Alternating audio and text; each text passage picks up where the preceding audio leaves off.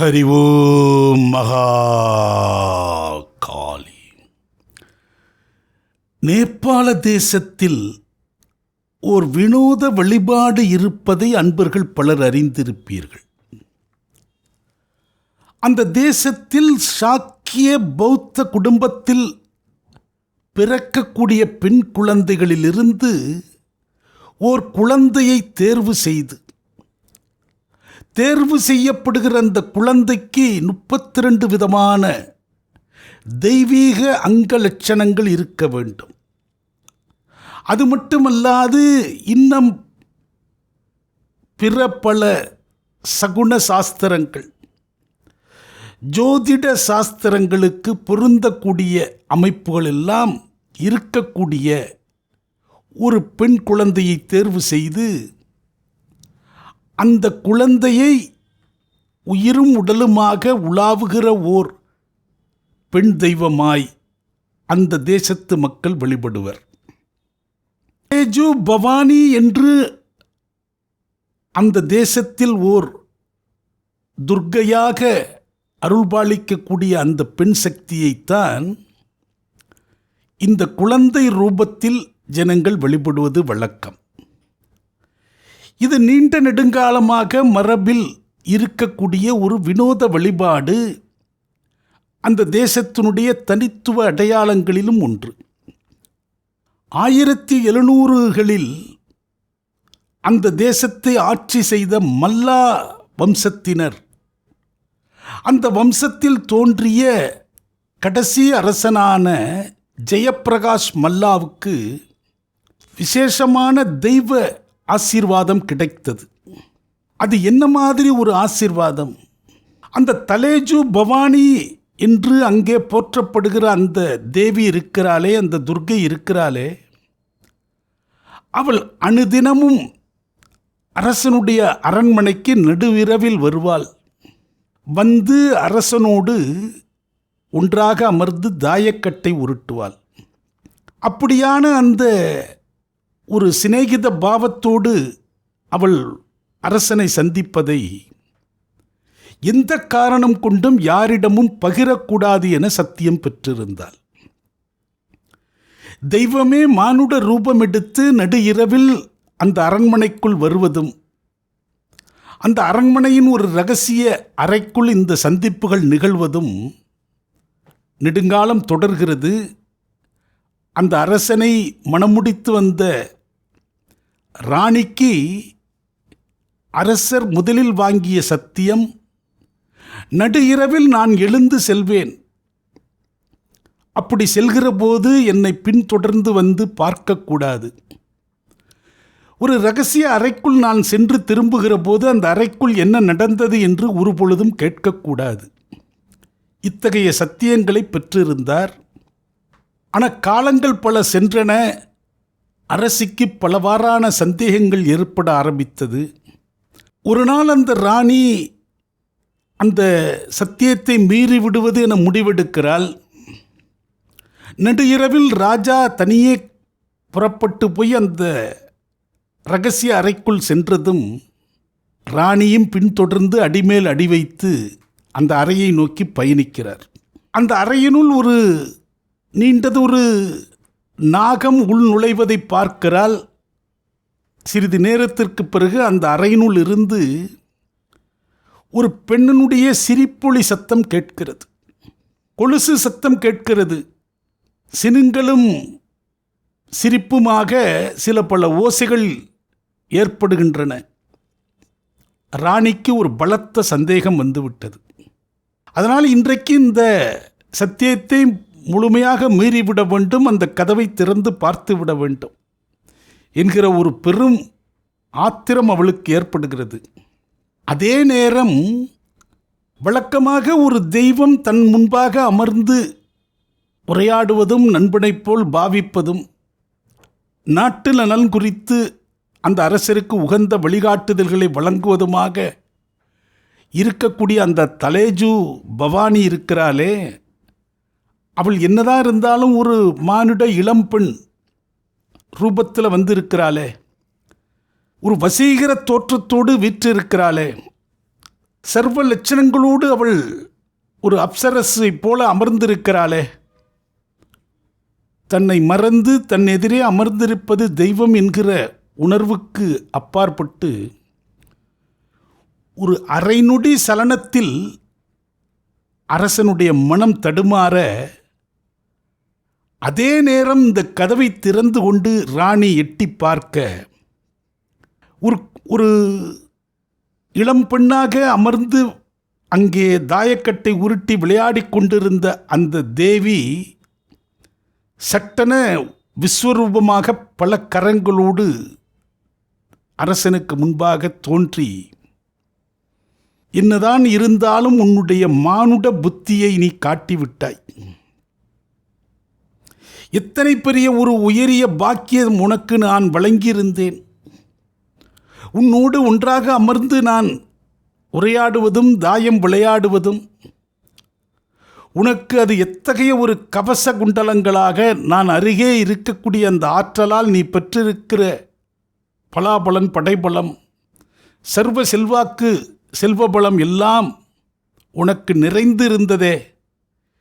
எதையும் எண்ணாமல் இப்படி ஒரு அலுப்பம் உன்னுடைய மனசுனுள் ஒரு நொடி வந்து விட்டதப்பா. இன்னும் நீ பக்குவம் அடைய வேண்டியது ஏராளம் ஏராளம். இன்றோடு இத்தகைய மானுட ரூபத்தில் வந்து உன்னை சந்திக்கிற, அந்த மானுட வடிவிலில் வந்து உன்னை ஆசீர்வதிக்கிற, உனக்கு கொடுக்கக்கூடிய அந்த தரிசனங்களை அடியோடு நிறுத்தி விடுகிறேன். அது உனக்கு மட்டுமல்ல, உன்னுடைய வம்சாவளியில் எந்த ஒரு அரச நிலையில் இருப்பவர்களுக்கும் அல்லது உன் வம்சத்தில் தோன்றக்கூடிய எந்த ஒரு மானுடர்களுக்கும் இனி தெய்வம் இதுபோல் நேரில் வந்து பேசாது என்று சொல்லிவிடுகிறாள். சர்வமும் நாசமாகிவிட்டதே. எத்தனை பெரிய ஒரு உயரிய சிம்மாசனத்தில் இத்தனை காலம் அமர்ந்திருக்கிறோம் என்பதை அந்த சிம்மாசனத்தை இழந்தபோதுதான் அவர் உணர்ந்து பார்க்கிறார். தன்னை சுற்றி யாவும் நிர்மூலமாகிவிட்டது. நிராயுதபாணியாக நிற்கிறோமே, இருந்தது எல்லாம் அடியோடு போய்விட்டதே. எது இருந்து என்ன? தெய்வ சக்தி நமக்கு இருந்ததே, அதுதானே அனைத்திலும் உயர்வு. நம்மை வந்து தெய்வம் நாடி வந்து பார்த்ததே, பேசியதே. இது யாருக்கு கிடைக்கும்? பெரிய ஒரு தவறு செய்து விட்டோமே என்று தலையில் அடித்து கொள்கிறார். உங்களுக்கு இத்தகைய ஒரு பெரிய சிறப்பு இருப்பதை நான் சந்தேகப்பட்டு தவறாக கருதி இப்படி ஒரு மாபெரும் பாதகத்தை நானும் புரிந்து விட்டேனே என்று ராணியும் தலையில் அடித்து கொண்டு கதறுகிறாள். ஆக எல்லாம் ஒன்றாக ஒரே நேரத்தில் குட்டிச்சோறாகிவிட்டது. மறுபடியும் அந்த ஜெயப்பிரகாஷ் மல்லா தெய்வ அருள் திரும்ப கிடைக்க வேண்டும் என்று நீண்ட நெடிய தவம் வனத்தில் மேற்கொள்கிறார். பலவாறான கடும் பூஜா முறைகளை மேற்கொள்கிறார்.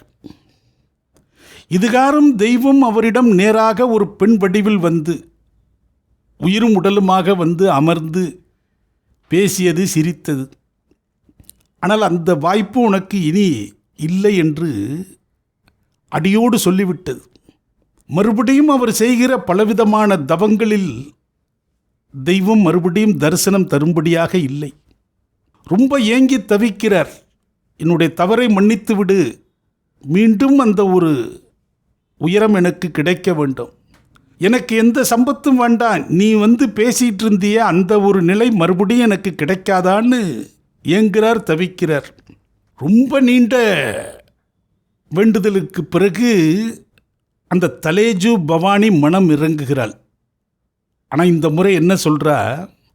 என்னுடைய உருவம் உனக்கு தெரியாது. அசிரீரியாக வர்ற ஒரு ஓசை வடிவில் வந்து பேசுகிறா. இனி உம்முடைய வாழ்க்கையில் இந்த மாதிரி தெய்வம் நேராக தோன்றுகிறது இருக்காதுன்னு சொன்னது தான். அதற்கு மாறாக மற்றொரு உபாயம் உனக்கு சொல்கிறோம். இந்த சாக்கிய பௌத்த குடும்பத்தில், இந்த குலங்கோத்திரமுடைய குடும்பங்களிலிருந்து ஒரு பெண் குழந்தையை தேர்ந்தெடுக்க வேண்டும். அந்த குழந்தைக்கு இன்னென்ன மாதிரியான லட்சணங்கள் இருக்க வேண்டும், இன்னென்ன மாதிரியான பரீட்சா முறைகள் அந்த குழந்தைக்கு வைக்க வேண்டும். அப்படியான குழந்தைகள் சில நேரங்களில் பல்லாயிரம் குழந்தைகளை தேர்வு செய்கிற போது ஒரு குழந்தை கிடைக்கும். அந்த குழந்தையை குமாரி தெய்வம் என்று போற்றுதல் வேண்டும். அந்த தெய்வம் வடிவில் இருந்து நான் ஜனங்களுக்கு ஆசி வழங்குவேன், அரச குடும்பத்துக்கு ஆசி தருவேன். அதுவே உமக்கு இனி சாத்தியமான ஒன்று. அந்த குழந்தையினுடைய மேனியிலிருந்து எப்போது குருதி துளி வெளிவருகிறதோ, எந்த வடிவில் வந்தாலும் சரி, அந்த குழந்தைகள் பருவம் எய்திய பிறகு அந்த குருதி துளிகள் வெளிவருமே, அதுதான் அந்த குழந்தைகளுக்கான இறுதி நாள். அதன் பிறகு தெய்வமாக விற்றிருக்கிற அந்த பெண்ணுக்கு உள்ள தெய்வ சக்தி விட்டு விலகி விடுவதாக ஒரு ஐதீகம். அதன் பிறகு அந்த குழந்தைகளை அதனுடைய பெற்றோரோடு சேர்த்து விடுவார்கள். இந்த குமாரி தெய்வத்திற்கென்று ஒரு பெரிய மாட மாளிகையை அந்த அரசர் எழுப்புகிறார். அதற்கு குமாரி கர் என்று பெயர், அதாவது குமாரி வசிக்கும் வீடு. அந்த ஒரு பெரும் அரண்மனை வளாகம் போல் காட்சியளிக்கிற அந்த வீட்டில் அந்த குழந்தை பெற்றோரை பிரிந்து சேவகர்கள் மத்தியில் வளர்ந்து வரும். அப்படி வளர்ந்து வருகிற காலத்தில் தட்டு தடுமாறி கீழே விழுந்து காயம் ஏற்பட்டு ஒரு துளி இரத்தம் பூமியில் விழுந்தாலும் அந்த குழந்தைக்கு தெய்வ சக்தி விலகிவிட்டதாக அந்த சம்பிரதாயங்கள் வைத்திருக்கிறார்கள். அதனால் அந்த குழந்தையை எப்பொழுதும் சேவகர்கள் சூழ்ந்திருக்க அவளை ராணியை விட சிறப்பாக பேணி வருவார்கள். அந்த குழந்தையினுடைய பரிசோதனா முயற்சிகள் பல உண்டு. பிற்காலத்தில் அது சர்வதேச அளவில் சில பல கண்டனங்கள் சங்கடங்கள்லாம் ஏற்பட்டாலும் இப்போ அந்த சம்பிரதாயங்களில் சற்றே இலகுத்தன்மை ஏற்பட்டு அவள் அந்த தனித்த மாளிகையில் வசித்தாலும் அவளுக்கு ஆசிரியர்கள் நியமித்து கல்வி கற்க வழி ஏற்படுத்த வேண்டும், சமூக நடப்புகளை பார்க்கக்கூடிய தொலைக்காட்சிகள் எல்லாம் அனுமதிக்க வேண்டும்னு இப்போ சின்ன சின்ன மாறுதல்கள் அங்கே நிகழ்ந்திருக்கின்றன. ஆனாலும் அந்த தனித்த ஓர் இல்லத்தில், அது ஒரு ஆலயம் போல, அங்கே அந்த தலேஜு பவானியினுடைய நிஜ ரூபமாக, நடமாடும் ரூபமாக, உயிரும் உடலுமாக உலாவுகிற ஒரு தெய்வமாக அவள் வீற்றிருப்பாள். ஒரு விசேஷ நாட்களில் அந்த குழந்தையினுடைய தரிசனம் பொதுமக்களுக்கு கிட்டும். அந்த நாட்டினுடைய பாரம்பரியத்தில் இருக்கக்கூடிய அரச பெரியோர்கள், ஆட்சியாளர்கள், அவர்கள் பிரத்யேகமாக சென்று தரிசனம் செய்வர், ஆசி பெறுவர். அந்த நாட்டினுடைய ஒரு உயரிய உன்னத கலாச்சார அடையாளங்களில் ஒன்றாக நாளடைவில் அது மாறி இருக்கிறது. அப்படியான அந்த சம்பிரதாயத்தில் கடந்த செப்டம்பர் 30 ஆரிய தாரா சாக்கியா எனும் பெயருடைய 2 வயது சிறுமி அந்த பீடத்திற்கு தேர்வாகி இருக்கிறார். அதற்கு முன்பாக 2017 முதல் அந்த பீடத்தை அலங்கரித்த கிருஷ்ணா சாக்கியா எனும் சிறுமி பருவம் எய்தியதை அடுத்து அவளுடைய பெற்றோர்களோடு அவள் சேர்த்து வைக்கப்பட்டாள்.